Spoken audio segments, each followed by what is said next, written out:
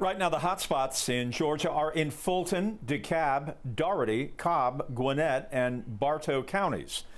When you look at the counties based on pure population, it is not surprising, obviously, that Fulton, Gwinnett, Cobb, and DeKalb are among the top counties for cases. They have the four biggest populations in Georgia, according to information from 2018 and the governor's office.